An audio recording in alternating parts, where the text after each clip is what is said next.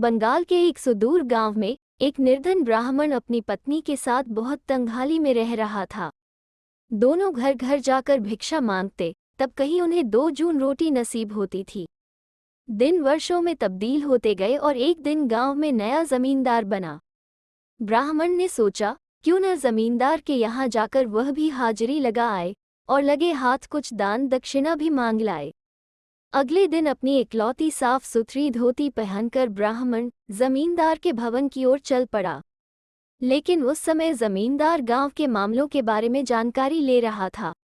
जमींदार के कुछ सेवक उसे गांव के बाहर खड़े एक विशाल वटवृक्ष के बारे में बता रहे थे, जिसमें बहुत से भूतों का डेरा था। उन्होंने बताया कि गांव के कुछ बहादुर आदमी पेड़ तक गए जरूर, लेकिन उनमें से एक भी जीवित नहीं लौट सका। सबकी गर्दनें बुरी तरह से मरोड़ दी गई थी और उनके शव पेड़ के नीचे पड़े हुए मिले थे।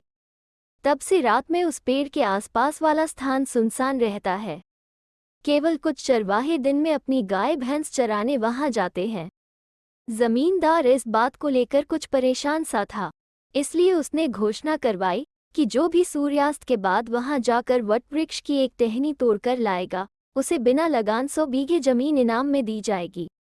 ब्राह्मण पास ही खड़ा हुआ सोच रहा था कि जमींदार के आदमियों में से कोई तो बहादुर होगा ही, जो इस काम को करने का बीड़ा उठाएगा। पर जब उसने देखा कि ऐसा करने के लिए कोई भी तैयार नहीं है, तो उसने अपना ही भाग्य आजमाने की सोची। वैसे भी मेरे जीवन में कौन सा सुख है, वो सोचने लगा। अगर मैं ये टहनी लाने में कामयाब हो जाता हूँ, तो कम से कम जिंदगी तो सुधर जाएगी, और अगर भूतों ने मुझे मार ही दिया तो अच्छा है। इस दुर्दशा से तो मुक्ति मिलेगी। ब्राह्मण ने अपने जाने का प्रस्ताव रख दिया। जब उसने घर पहुंचकर अपनी पत्नी को सब बात सुनाई तो वो बहुत रोई। उसने ब्राह्मण से मिन्नत की कि इस तरह अपने प्राण खतरे में न डाले। मुझे छोड़कर मत जाओ, तुम नहीं रहोगे तो मेरी जिंदगी पहले से भी बदतर हो जाएगी। पर ब्राह्मण टस से मज नहीं हुआ। कुछ गांव वालों ने उसका मजाक उड़ाया और कुछ को उस पर दया आई। अब भी समय है, चाहो तो अपना इरादा बदल दो, वरना इसे अपना आखिरी दिन ही समझो। पर ब्राह्मण बड़ा दृढ़निश्चयी आदमी था। घंटे भर बाद जैसे ही सूरज ढला, वो पेड़ की ओर चल पड़ा। ज्यों-ज्यों ब्राह्मण बुद्धा पेड़ के नजदीक आता जा रहा था, त्यों-त्यों उसका कलेजा मुंह को आ रहा था। कांपते हुए वो एक वृक्ष के नीचे रुका, जो वटवृक्ष से बस 10 कदम ही दूर था। उस पेड़ पर एक ब्रह्मदैत्य का वास था।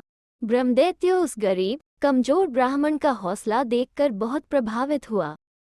ए ब्राह्मण, क्या तुम्हें डर लग रहा है? बोलो, क्या चाहते हो? मैं तुम्हारी सहायता करूंगा, ब्रह्मदैत्य ने पूछा। ब्राह्मण मारे डर के कांपता हुआ बड़ी मुश्किल से फुसफुसाया, हे पुण्यात्मा, मैं जमींदार को दिखाने के लिए इस वट के पेड़ से एक टहनी तोड़ने आया हूँ।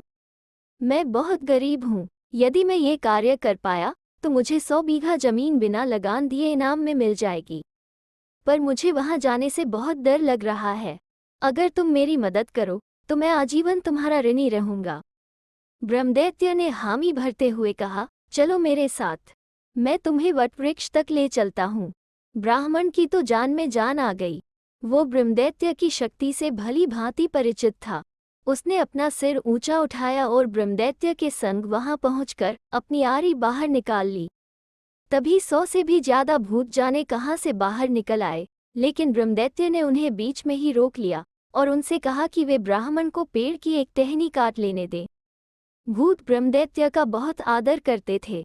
भूत तो ब्रह्मदैत्य भी था, पर उच्च कोटि का था, इसलिए उसका आदेश सुनते ही सभी भूत उसकी बात मानने को तैयार हो गए और खुद ही टहनी काटकर देने का प्रस्ताव भी रखा। इससे पहले कि ब्राह्मण पलक भी झपकते, एक बड़ी सी टहनी उसके सामने आ पड़ी। उसने ब्रह्मदैत्य को शत शत धन्यवाद दिया और जमींदार के घर की ओर भागा। जमींदार टहनी देखकर दंग रह गया। उसने कहा कि अगले दिन वो खुद जाकर देखेगा कि वो टहनी उसी पेड़ की है भी या नहीं। अगले दिन प्रातः जमींदार अपने आदमियों के साथ पेड़ पर गया। जब उन्होंने देखा कि टहनी सचमुच उसी बुते पेड़ की है, तो उन लोगों को बड़ा आश्चर्य हुआ। जमींदार ने अपना वादा निभाया और उस निर्धन ब्राह्मण को बिना लगान 100 बीघा जमीन दे दी। ब्राह्मण को जो जमीन मिली थी उसमें धान की फसल कटने के लिए तैयार खड़ी थी। पर ब्राह्मण न तो खेती बाड़ी ही जानता था और न ही उसके पास कोई साधन था। वो एक बार फिर ब्रह्मदैत्य की शरण में गया। हे ब्रह्मदैत्य, अब तुम ही मुझे बचा सकते हो, मेरी सहायता करो, कहो क्या मदद चाहते हो? ब्रह्मदैत्य ने पूछा। मुझे जो खेत मिले हैं उनमें धान कटाई के लिए तैयार है। मेरे पास उसे काटने का कोई साधन नहीं है। मेरी मदद करो वरना मैं बर्बाद हो जाऊंगा। ब्राह्मण उस ब्रह्मदैत्य के आगे हाथ पैर जोड़ने लगा। दयालु ब्रह्मदैत्य उसे धातसा देते हुए बोला, ब्राह्मण चिंता न करो, मैं न सिर्फ तुम्हारा धान कटवा दूंगा बल्कि उसे साफ करवाकर गोदाम में भरवा दूंगा और पुआल को इकट्ठा करवा दूंगा।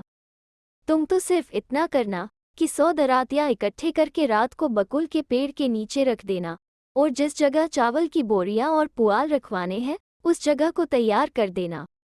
ब्राह्मण बेचारा गरीब था और उसके मित्र भी कोई ज्यादा धनवान नहीं थे।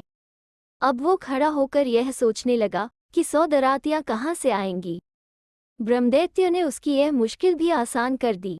अब तो तुम अमीर हो गए हो, दरातियां गांव वालों से मांग लेना।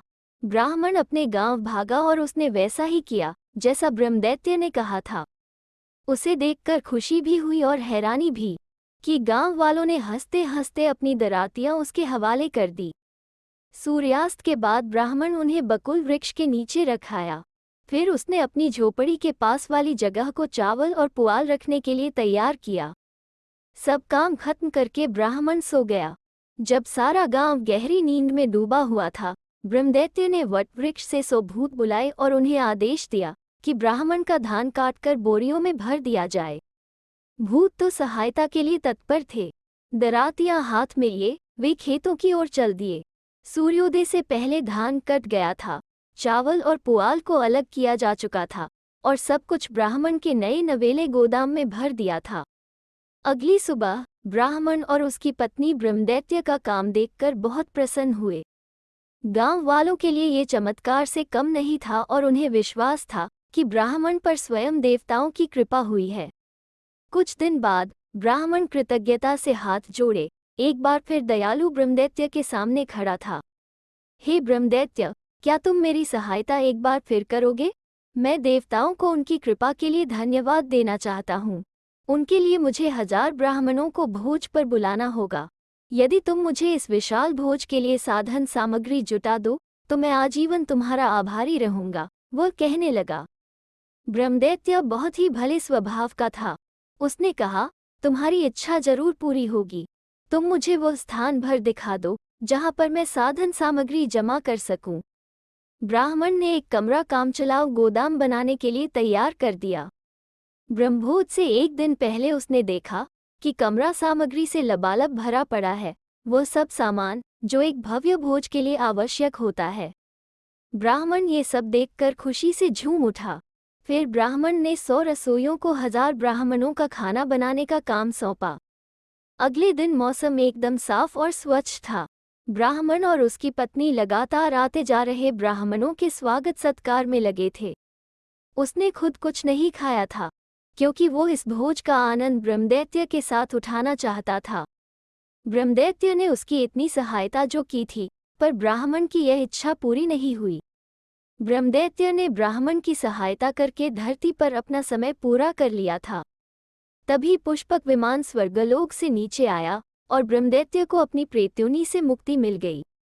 ब्रह्मदैत्य स्वर्ग में स्थान पाकर बहुत प्रसन्न हुआ। ब्राह्मण का जीवन भी खुशियों से भर गया। उसके कई पुत्र पुत्रियां हुए और कई वर्षों तक वह उनके और अपने पौत्र पौत्रियों के साथ पृथ्वीलोक का आनंद लेता रहा। तो दोस्तों, कैसी लगी आज की कहानी? अगर अच्छी लगे तो शेयर, लाइक और चैनल को सब्सक्राइब जरूर करें। फिर मिलते हैं एक नई कहानी के साथ।